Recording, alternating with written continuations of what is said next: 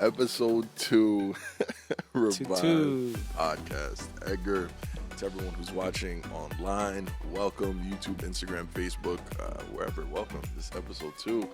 Edgar, how you feeling, man? I'm doing good. Welcome Hey, to the man. second episode. We're very happy that we're doing this tonight. Praise God, praise God. How's your week, man?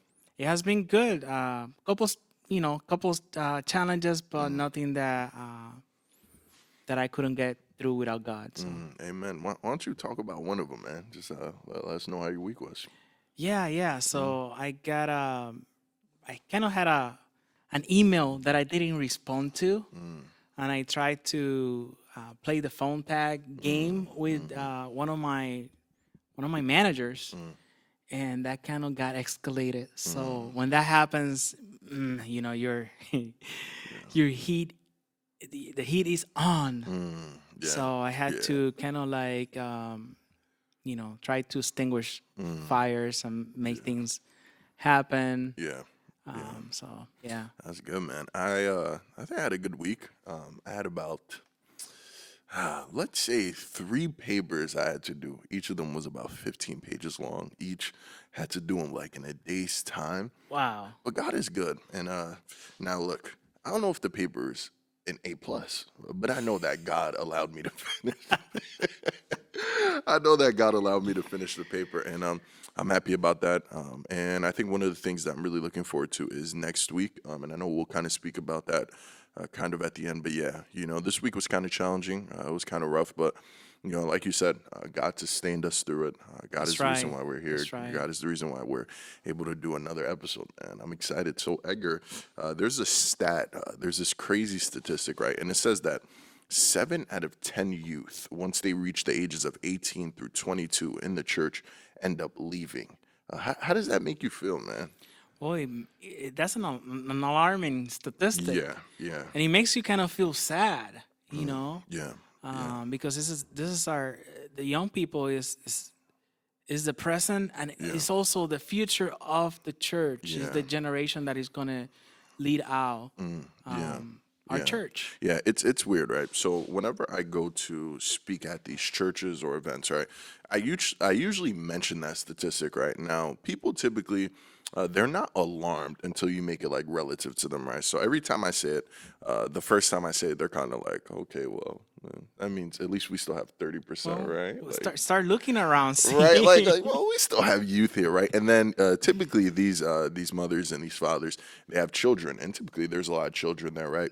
And I'm like, hey, look around all your children. There's about 10, maybe 15 or whatever amount of kids, and I say stats show, and there's enough statistics to prove that out of those 10 children that are here right now, once they reach my age, 7 of them will leave the church. And I don't think people know how crazy that is. And to think about the church has come to a point right now in our time where people feel comfortable leaving once they get to a certain age. I don't know, man. I don't have all the answers to it. I'm still trying to figure it out. But why do you think that plays a part in our church today?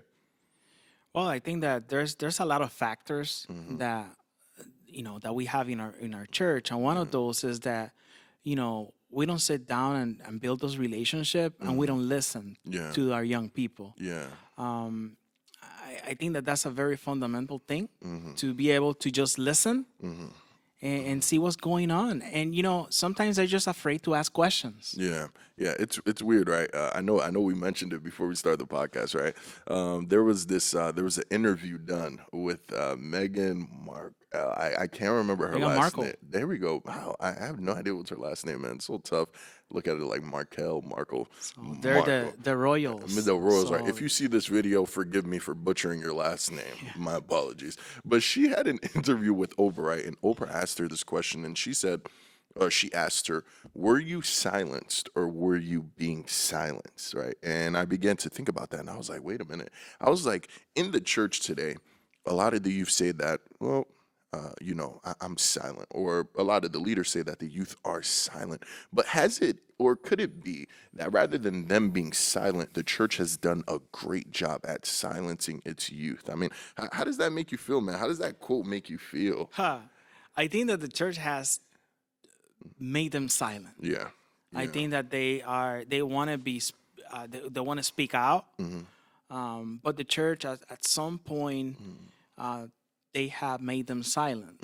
Yeah. Whether it's because they're asking too many questions, or whether it's they want to do certain things a different way. Yeah, yeah, and I think when I look at Revive, right, and I kind of want you to talk briefly about Revive because you've been here much longer than I have. How does Revive do a job or a better job at kind of bridging that or help make amends for that for the youth that have been silenced for such a long time? I think we have a space that everybody could just comment, ask. We try to do our best to to start building those relationships that are so important. And is that tough when it comes to building those relationships? I mean, for the people who are new to leadership and youth leadership, how does that happen, or how really, I'll be honest, how long is that process? Well, it's a long process, so it doesn't happen overnight. Yeah. That's something that you have to start building. And it's not just the building part, you have to maintain it. Yeah. You have to nurture that relationship. Yeah, and I think, and I like what you said, right? You gotta nurture the relationship, right?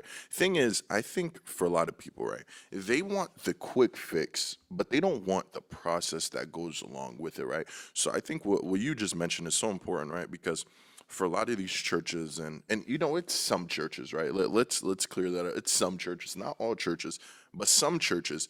The job they do, it's missing sort of this component, right? Which is obviously interpersonal relationships, being there for your youth, talking there with your youth, making sure that your youth feels loved. And why do you think, for the last generation, in this generation, why do you think that part is missing? I think both generations, well, there's more than one generation of course, within the churches. But there's that gap in between. Yeah. So we haven't been able to combine all those generations together. I think once you do that, it start working together. You know. Yeah, and I feel like, let's say for let's say for the generation, I have no idea what generation I'm in. Like, I hear Gen Z, millennials, so I'm like, I have no idea what. I know I was born in '97, but I have no idea what part of the crew I am. I just know I'm one of them. Like wherever people group me, I'm like, me too. It's so weird. I have to look it up. Right? It's like when I say something, right? It's so funny, right? When I say something that's kind of like liberal, or I guess like democratic in a sense, people are like, "Oh, you're a millennial." Like, shut up, millennial. And then it's like boomer, and I'm like, what am I? I have no idea what I am. Right? Well, we definitely are not boomers. I hope not. No, we're not. I think boomers are a little older. I know. Look, I know. I might be. I don't know where I am in the mix, right? But anyway, to get back on the topic, right? Man, it's so weird, right? Because I think for the generation that's coming after me, right? They have access to telephones, they have access to internet, they have access to all of these things, right? And really what I love about it, it's that each generation kind of builds up on the other, right? And I'll be honest with you, I don't think technology can get more advanced than what it is going to be for the kids after us, right? If that makes any sense. But I think for them, the way they're looking at this church stuff and all these things, they're like, we don't really need church. And in a sense, I don't know. I don't want to say you don't, but they're making a good case that you don't.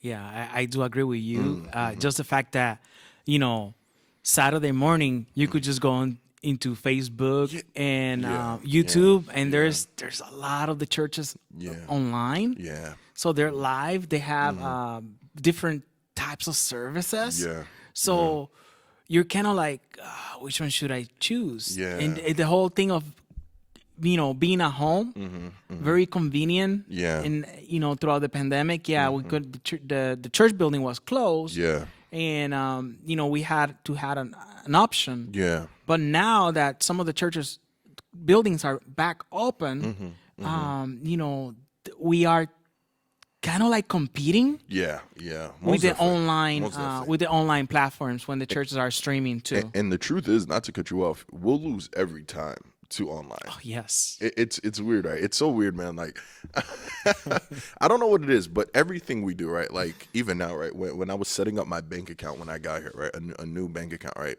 It was the option of paperless or an e-bill. Nobody likes paper anymore, right? Because I can look on my phone. I can go on my bank account, won't open up. I don't want to make myself sad right now, right? But I can look at the stuff. I can get my statement. I can get my bill. I can get all the stuff on my phone, right? And it's the same thing when it comes to church, right? I think the most important part when it comes to church is the fellowship aspect, right? Yes. And it's important. I get it. Look, people always tell us, oh, you find God in the church and all this stuff. I think God is all around us, right? But now we are tasked with reaching a youth that they understand the Bible much better than, and I'll be honest, I think most youth understand the Bible better than a large majority of the older people in the church today. Oh, they do. They do. We sometimes underestimate their spirituality. Yeah, And when we start talking to them and we are seeing how they carry themselves and how Yeah. they act, and you're like, wow, yes, that person is really walking with Jesus. Yeah, and the sad part is too, I think sometimes we equate biblical knowledge with spirituality as, oh, you're not a spiritual person if you don't read your word. Well, it's not entirely true, because I know people that they don't read their word that much, but when they pray, there's power that comes from the prayer.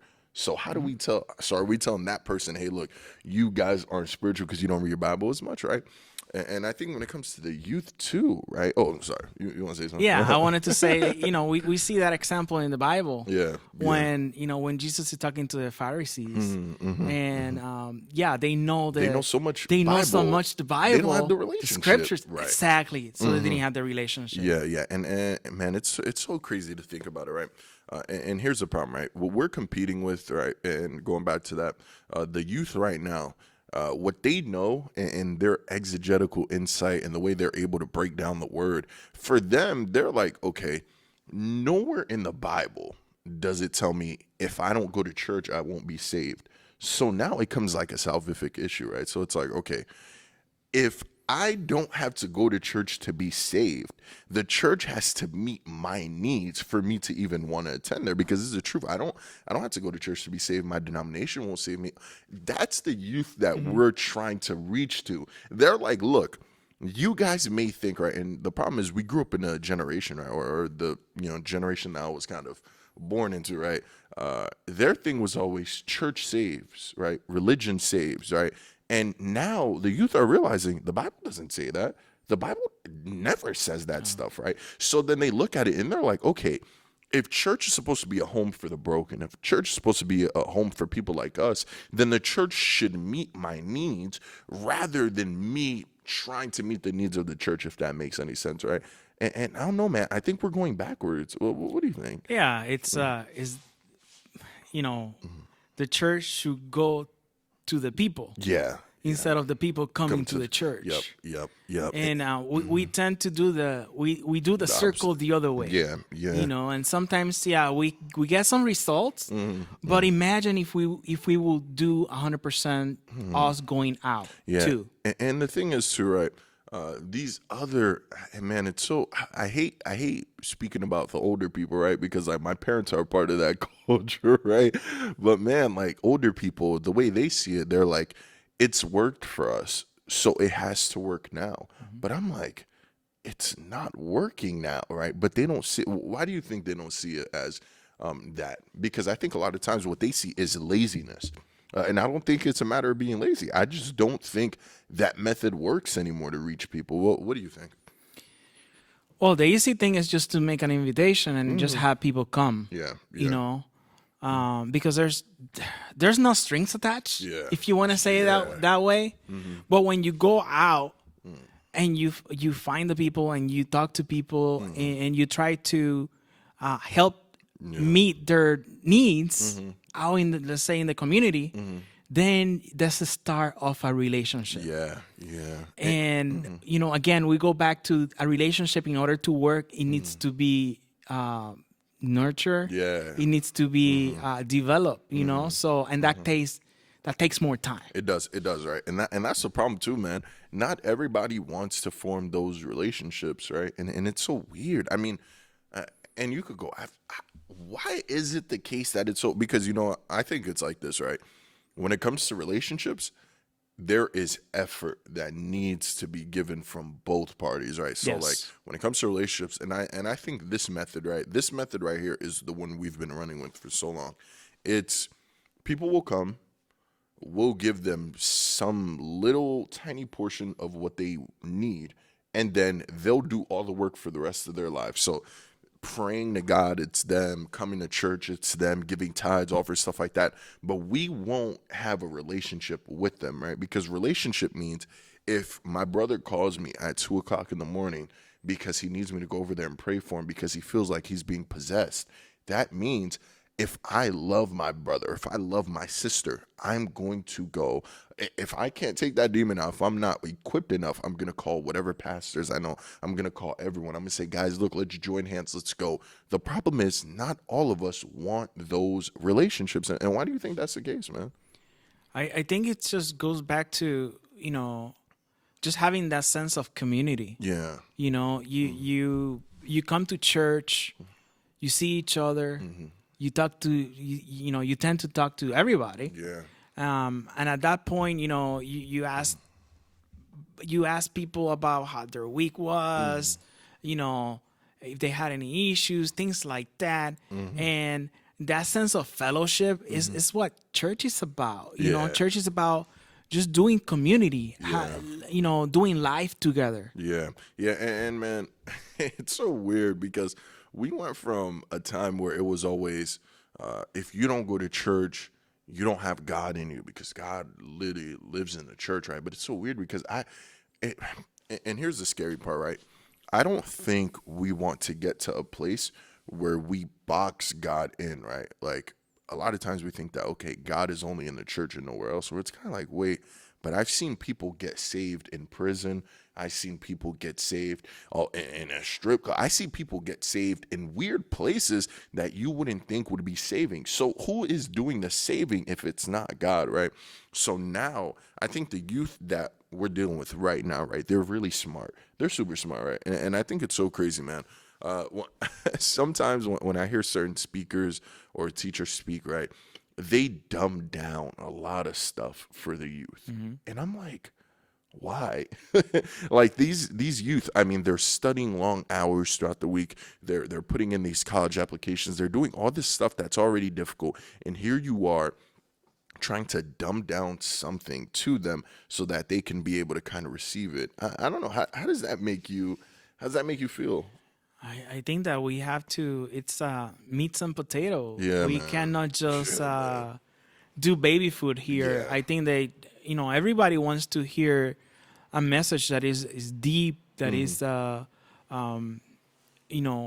has a deep meaning Yeah. instead of just something just on the surface. Surface, right? And it's weird, man, because it's like when I was growing up, all I was hearing about was just, the basics. God loves, heaven, hell.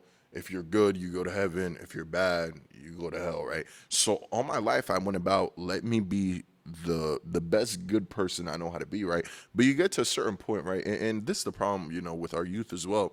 You get to a certain point where you realize that's impossible. Like I'm not a good person. Like I don't have one good bone in my body. I can do good acts, but I can't remain a good person, right? And then the youth, when they reach that point, they get discouraged. And then they're like, okay, God won't love me anymore if I'm not good. And the youth after that, they're just like, okay, if I can't meet God's standard, what's the point? How do you feel about that, man? It's kind of like that saying when you're a kid, Yeah. if you don't do this, I don't love you. Yeah. Yeah. Or if you don't do this, God is not going to love you. Who are you to say that when we know that love comes from God, right? Yeah. So it's unconditional love. Yeah. So we do so much harm when we say that, even when they're younger. Yeah. When they're kids, we cannot start developing that mentality of, if I don't do this right, God is not going to love me. Yeah. Well, if I don't do this right, God is not going to love me. And if I'm a young person and I'm doing things not right now, why am I going to be in church? Yeah. And man, it's so I don't know, but like whenever I think of not the perfect church because there'll always be No. problems, but the best place to go to is the place that I messed up a lot during the week. When I come to this place, it's okay if I'm not the perfect person in here. Right. Because we're all just a bunch of broken people and we all need saving. Church shouldn't be the place you go to look good. It should be the place you go to because you know you're wrong and you just go there to be in fellowship with others who are wrong, trying to get to the good person, right? Yeah, that's the beautiful thing, that God is after the broken. Yeah. He's not after the perfect. Yeah. He's Yeah. after the broken. Yeah, and it's crazy. Oh man, it's so tough, right? It's so tough. And here's the thing with youth. Right? We don't have them anymore. The issue used to be, right, or the main question was, how can we motivate the youth? How can we do stuff that's exciting to you? Because I was in a meeting not too long ago, right? And the meeting kind of went around. The meeting was pretty much like this, right? They were asking the same repetitive question, right? Which is, okay, what can we do to keep our youth here, right? And it's weird because then I went to preach, and was it? Yeah, and I'm pretty sure it was the same church. Went to preach there, and then I looked around and I'm like, there's no youth. So I'm like, why are we asking the question of how can we keep the youth here? What there's no youth. What youth are we talking about, Yeah. right? And I don't know, man.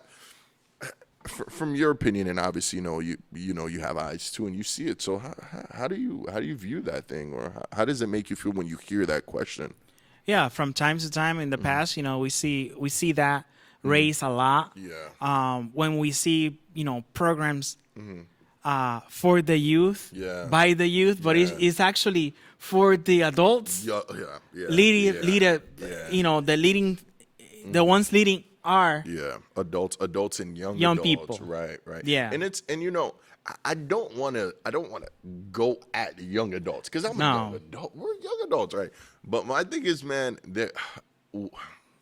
there's a difference from youth and a young adult, right? Yes. So I think we're trying to really reach out and understand, teenagers and stuff like that, because, they're still in their formative years and they're still kind of getting accustomed to the world and things of that nature. So it's weird, man, because you go there and they're always talking about how do we keep the youth? How do we keep them? What youth? What youth are we going to motivate? The children? I mean, be honest with you. For children, you can motivate children with a box of cereal. I don't know. Kids get excited with little stuff like that. Yeah, kids right? get excited with anything. Yes. It's so weird, man. Yeah. With children, it's easier too, because you're the parent. Yeah. You are able to guide that kid, right? Guide that child. And the thing is too, man, you'll get to a certain point, right? As youth, as teenagers, whatever, you'll get to a certain point where you look at the world around you and it's not what mommy and daddy told you it was. No. It's different. Everything's not perfect. I remember the first time I heard somebody curse, I was confused. I was like, wait, what? I never heard cursing. My parents never cursed. This is crazy. Why is somebody cursing? Man, and it's things like that you pick up on. And then you look at the church and you see what the church is trying to tell you it is, and then you're kind of like, what's going on? Yeah. And I don't know, man. Not that the church is hypocritical in that sense, right? Not all churches, right? But those churches that I don't know. How does that make you feel? Because I kind of have my own idea, but yeah. Well, I think that they have to open their eyes. Yeah, for sure. And just see the reality. Yeah. And we think that we keep the young people by doing a program. And we make so many programs because we are experts in making programs. Yeah. But the reality is that a program is just a Band-Aid. Yeah. And it's not going to last. Bigger fix. Yeah. So it's like, I mentioned to you this before. There's this book about, change or die, right? So if you have, health problems, you have to change, right? Yeah. In order to get better, right? And you find the root cause of your problem, and you cannot tackle from there. Well, the same thing with church, especially with the young people. Why why is it that I don't have young people at my church? Yeah. Or why is it that my young people are leaving the church? Yeah. Yeah. And instead of just doing a program, let's sit down with the young people. Talk to them. Let's listen. Let's find ways that we could just, work together. Yeah. For sure. Give them a place at the table Yeah. for them to develop, into a leader. Yeah, yeah. It's funny you mention that, man. It's so weird, right? I remember for a long time, I was feeling really tired, like really, really sluggish, like really tired all the time, right?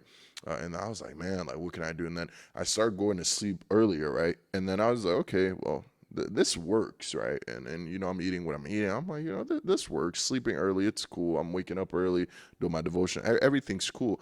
But I'm like, I'm still kind of tired throughout the day. I'm like, there must be something. And then I started working out, and then I kind of implemented that into my schedule, right? Going to the gym early, eating better.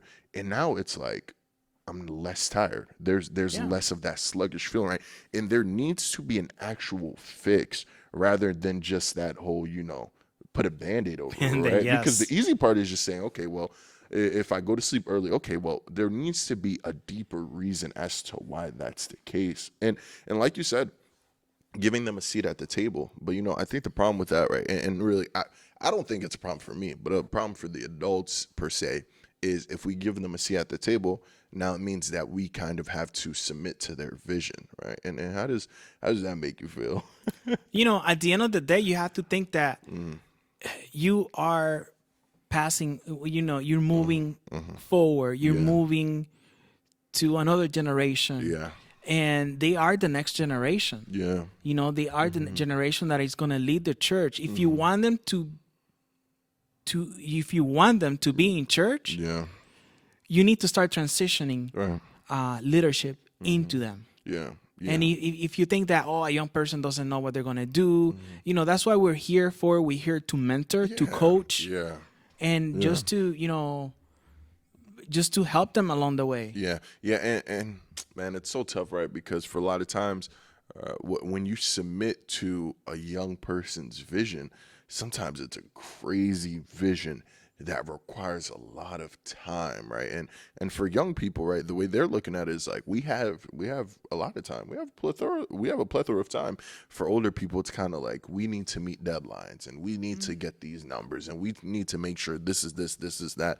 But for the youth, I think the youth like that slow process, right? The one that it takes time to build. It takes time to really get to where we want to get, right? Worship team, a pastoral team, all that stuff. They're like, let's work. Let's get through that process, right? But for older people, it's kind of like, no, we need that quick part, right? And it's crazy because I remember the first episode when you were speaking about retention, right? And man, you're looking at church now, and it's kind of like, how are we retaining the youth, right? Man, it's so tough, but man, I know we're almost done, and it's crazy because time really flies by. But really, can you just kind of quickly explain? I know you may have touched on it before, but how does Revive have that fellowship aspect or that aspect for the youth, which feels like, okay, even though I may not need to come to church, I want to go to church. How does Revive do that? I think we had that feeling of being a family, and when you think about, and I don't want to put it in a negative way, but when you think about gangs, they have that feeling of being a family. Yeah. And that's why they're so successful. And again, I'm not promoting gangs, but one of the things that they have is just that have that feeling of being a family. Yeah. Okay. Yeah. So, if you're a fan of Fast and the Furious, you see that their whole legacy is about being a family, right? Yeah. So, I think that we had that sense, that feeling here at Revive. Saturday mornings we get together for our conversations, coffee and conversations. And we try to talk to everybody and just have that dialogue. Yeah, absolutely. Make everybody feel good that they're here. Absolutely. Let's pretend that the youth pastor Justino doesn't watch Fast and the Furious. I don't. Only Passion of Christ movies, only sermons, no Fast and the Furious for me. I'm good. Edgar, you trying to get me in trouble, man? No, but I get what you mean, man. It's I remember even watching it, right? The last Fast and the Furious, well, the last one to me, because after a while it just kind of started getting weird, like their monster truck Yeah, racing. just I have no idea what's going on at this point. But the one where Paul Walker's with his untimely, unfortunate death, right? I think it was Fast 7, if I'm not mistaken, right? Was it yeah, I Fast think 7? it's Fast 7. Yeah, the last part, right, where they're just all hanging out at a barbecue, just having a good time, having a blast. Stuff like that is that family component. And I think for Revive, man, I don't know what it is, man, but I've been here in such a short time. You guys made it feel like home, right? You guys make it feel welcoming. If you can give any advice to leaders, to young leaders, when they're dealing with, youth such as, say, from the ages of 13 to, let's say, 18, what advice would you give them, especially if they're starting out?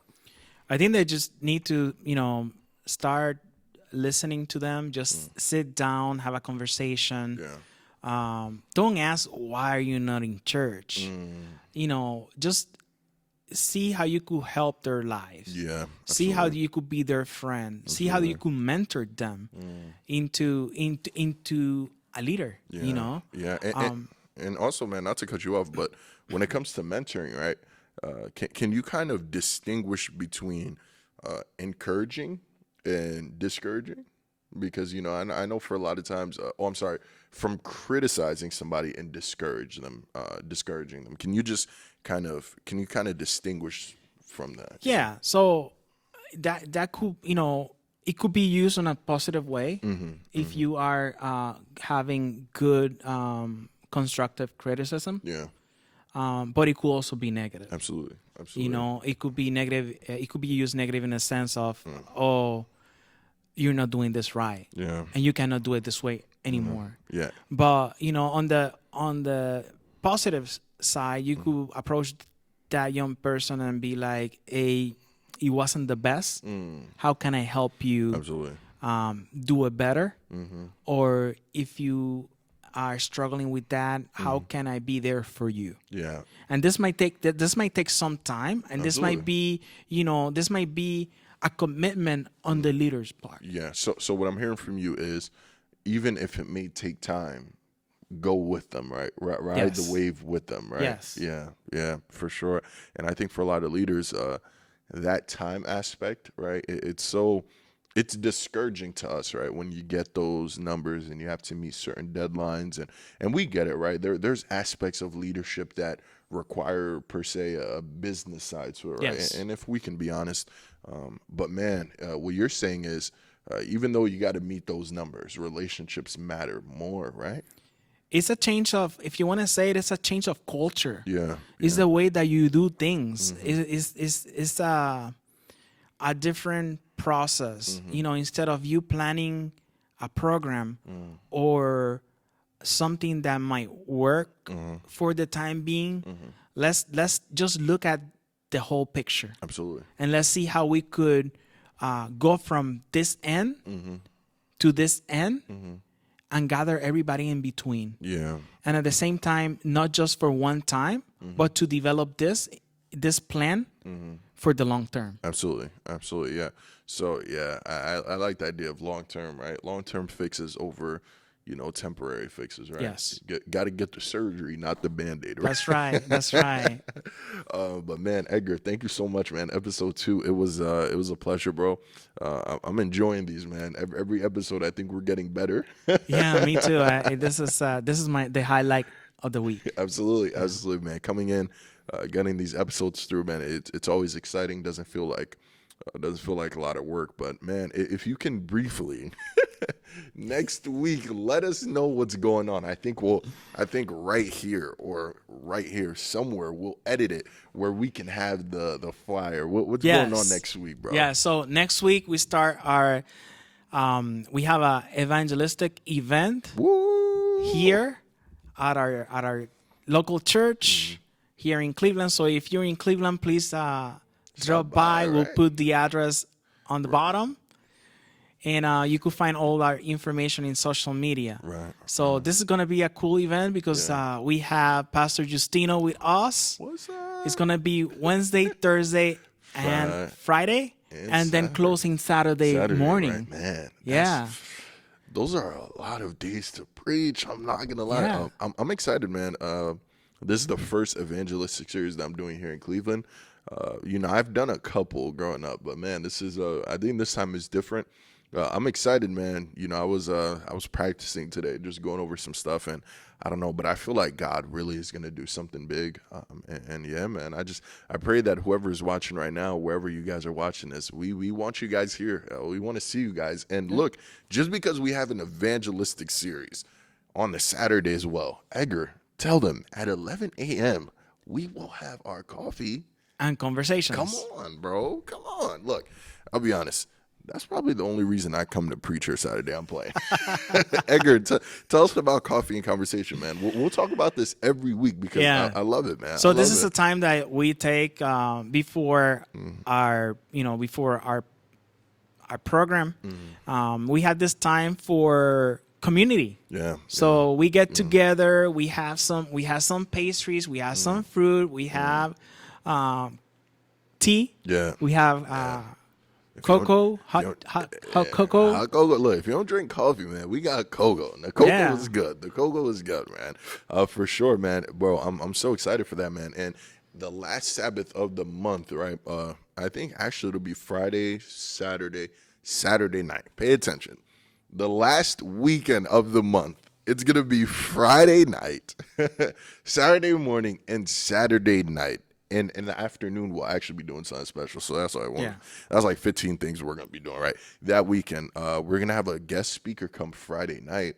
It's going to be cool. We want you guys to come out. And that's next Saturday, I'll be preaching. So yeah, we have a lot of stuff to look forward to, man. And I think the end of this month is going to be one that we'll remember for a really long time. So wherever you are, we just want to invite you to that. It will be a huge blessing, not only to you, but to your family as well.